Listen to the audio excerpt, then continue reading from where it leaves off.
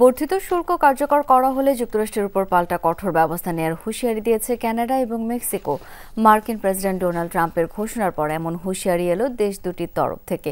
এর আগে ট্রাম্প জানান, আজ থেকে কার্যকর হবে কানাডা ও মেক্সিকোর উপর বর্ধিত 25% শুল্ক আরোপ। ভিশনের ফুলঝুরি মেগা অফারে ফ্রিজ কিনলেই পাচ্ছেন 16 পিসের আকর্ষণীয় গিফট বক্স একদম ফ্রি। গেল মাসে কানাডা ও মেক্সিকোর পণ্যের ওপর 25% শুল্ক আরোপের নির্বাহী আদেশ জারি করেন মার্কিন প্রেসিডেন্ট ডোনাল্ড ট্রাম্প। এরপর থেকে এই ইস্যুতে চলছে তোলপাড়। প্রেসিডেন্টের আদেশ বাতিল করতে তোড়জোড় শুরু করে অটো এবং মেক্সিকো সিটি। তবে এবার সাফ ঘোষণা মার্কিন প্রেসিডেন্ট ট্রাম্পের, মঙ্গলবার থেকেই কার্যকর হবে বর্ধিত 25% শুল্ক। তবে কানাডার তেল ও জ্বালানি পণ্য এই শুল্কের আওতায় পড়বে না, জানান ট্রাম্প। যুক্তরাষ্ট্রের অপরিশোধিত তেলের 60% আসে কানাডা থেকে।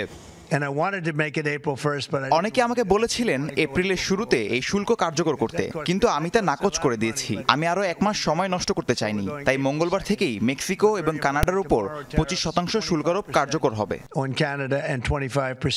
ট্রাম্পের এমন সিদ্ধান্তের পর স্বভাবতই ক্ষুব্ধ মেক্সিকো, কানাডা। যুক্তরাষ্ট্রের ওপর পাল্টা শুল্কের ওপর ঘোষণা দেয় দেশ দুটি।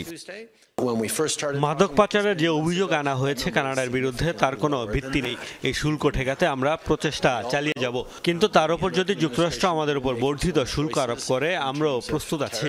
একই ধরনের শক্তিশালী জবাব দেয়া হবে কানাডার তরফ থেকে। যুক্তরাষ্ট্র কি করবে সেটা তাদের উপর নির্ভর করছে। তারা যদি কোনো সিদ্ধান্ত নেয় তাহলে আমরাও পাল্টা ব্যবস্থা নেব। এরই মধ্যে আমরা নিজেদের পরিকল্পনাও তৈরি করে রেখেছি। ট্রাম্পের অভিযোগ, ভয়ঙ্কর মাদক ফেন্টানিল তৈরি করা হয় মেক্সিকোয়, এরপর সেটি কানাডা হয়ে পাচার করা হয় যুক্তরাষ্ট্রে। অবৈধ অভিবাসী এবং মাদকের প্রতিক্রিয়ায় বাড়তি শুল্ক আরোপের সিদ্ধান্ত ট্রাম্পের। মীর মুশফিকা হাসান, যমুনা নিউজ।